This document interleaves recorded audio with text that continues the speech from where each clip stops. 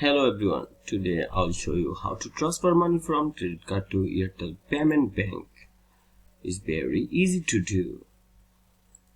First, activate Airtel Me2U service. Before you can transfer credit, you need to activate the Airtel Me2U service on your phone. This is easily done by dialing a specific code provided by Airtel. The activation code might vary depending on your country. Once Airtel Me2U is activated, you can transfer credit by dialing the transfer code. For example, if you want to transfer 100 units of credit to a number, you dial this number and then press the call button. After this, follow the on-screen instructions to confirm the transfer confirmation. After confirming the transfer, you will receive a notification confirming the success of the transfer. The recipient will also receive a notification informing them to the credit transfer.